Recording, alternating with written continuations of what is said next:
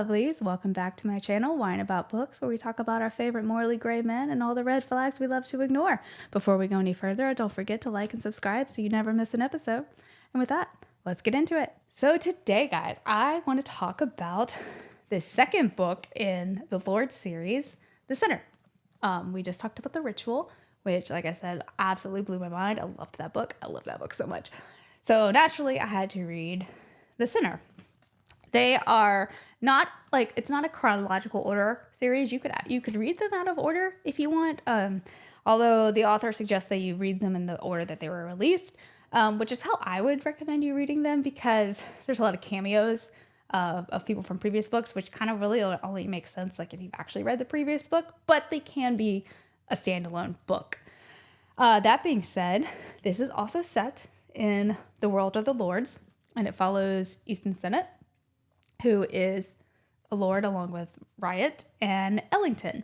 Ellington is the daughter of a lord, and she is born into a family full of wealth and money, kind of like a lot of people who are in the lord's world. She loses her father at a young age. At the very beginning of the book, you find out, and she ends up having a stepfather who was also a lord, because something you will learn in this book is when you are married to a lord, if that lord dies, that the lady is then gifted to another lord. So yeah, that's kind of how their world works to keep everybody together. Anyway, you follow Ellington. Ellington has a lot of issues. Like she suffers from a lot of trauma.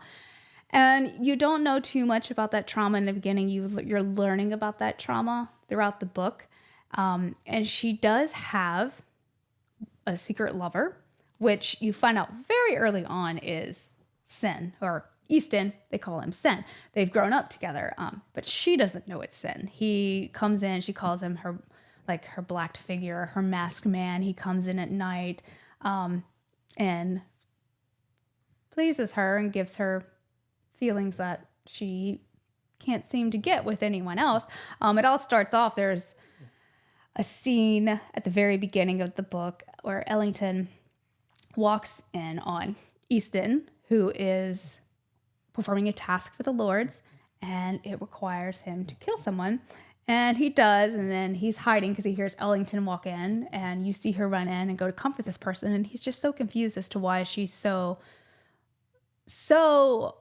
distraught over this person. And you'll understand when you read it, because I don't want to get too much into it because it'll spoil it a little bit, but he just doesn't understand. And so to make her kind of forget about what happened, not really forget, but to make her not want to say anything about what she saw, he has a certain item that you use to unalive people, and he uses it to give her pleasure, and her mind is just completely blown. Yeah, and that's all I'll say about that. You just kind of have to read it, but that is at the beginning of this book, and I was like, holy shit, if this is the beginning, what the hell have I gotten myself into? Like I said in the Ritual video, The Sinner was the book that had me like blushing. It takes a lot to make me blush and go like, oh my God, or actually shock me. This book did it. That being said, The Sinner is not my favorite book in this series. It is probably my least favorite, but that doesn't mean it's bad. It's my least favorite.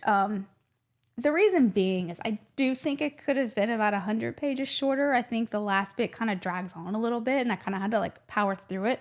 But the story's still great. Like the story's awesome, and yeah, it's not my favorite. And I do find there are certain parts where it's a little over the top. But you know, what do you expect from Chantal Tessie? What do you expect from a book like this? Like, we want over the top.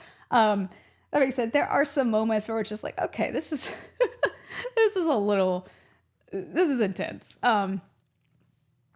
Since obviously it's a dark romance and it has more trigger warnings than The Sinner.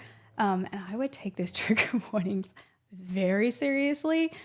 Though this book is dark. Like, this book is heavy. This book is dark, and it gets deep into some really, really touchy, sensitive topics. So I would really look at those trigger warnings. If there's anything you do not like, skip it, because there's a lot going on. That being said, though, the spicy scenes in this book are holy shit. What do you say about the scenes in this book? Easton and Ellington have they have a connection that is just palpable. Like, their chemistry is incredible. Like, clearly they are meant to be together. But they're not like an arranged marriage. That's not a spoiler. You're going to learn very early on that is not his chosen. But it is very like, she's mine and I take what I want. Easton is very much a guy of, he takes what he wants, when he wants, how he wants. And if that is something that you do not like, do not pick up this book, because when it says he takes what he wants, when he wants, how he wants, he does. And Ellington's character, she has been through a lot. Like I said, she's gone through a lot of trauma, and she is really struggling with that. And so she has a hard time knowing what she wants, who she is, understanding what Sin wants from her, even though like she is just enamored with him. Like, she has had a crush on him since they were little kids. She's always wanted him. And like I said, he's the secret lover she has that comes in at night, and she has no idea it's him. And she tries to look for that type of satisfaction in men that she actually can have a relationship with, and it's just not happening. And so as you go into the book, you're starting to learn a little bit more about Ellington's trauma. And because of that, Sin, or Easton, he is trying to figure out certain connections that she has in this book. There are certain things that begin to happen, like an arranged marriage for her, an arranged marriage for him, that he doesn't quite understand, and you as the reader don't understand. Like, it's very confusing. I'm trying to go about this without giving any spoilers, because it really is, there's so much to this book. It's hard to explain without like spoiling anything, but it does follow Sin's journey in the Lords. He has some tasks to fulfill. Again, there's a task in the beginning that he has to complete, but there is a lot of heavy topics in this book. There's a lot of heavy subject matter, which can make it kind of hard to get through sometimes. So, like I said, heed those trigger warnings.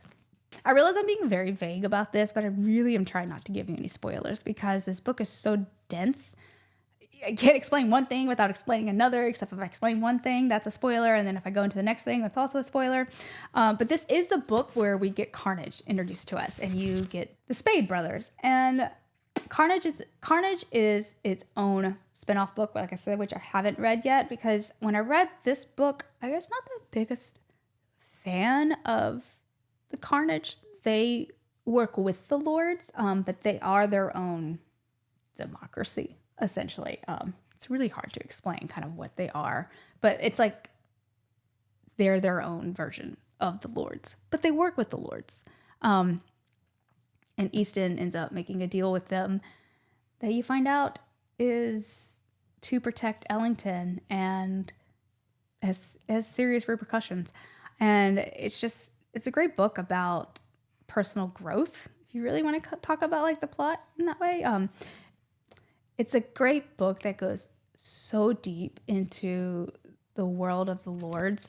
You learn a little bit more about Tyson, who we learned about in the first book. And that's his book next, which is The Sacrifice, which I loved. The Sacrifice, by the way. The Ritual and the Sacrifice, hands down, the best one so far. But you learn a little bit more about him, a little bit more about Blackout, why he's there. You learn, you just go into the deep. There's more lore that you learn about the Lords and their world. And it's very intriguing. It's very interesting. But yeah, the spice in this book does not disappoint. The spice in this book is over the top, but in the best way. Yeah, Ellington and Sin are meant to be, and the situations he puts her in, I don't even think there's any YouTube safe word, so I'll just say go and read it. Once again, Chantel knows what she's doing when it comes to that. Again, very heavy, very dark.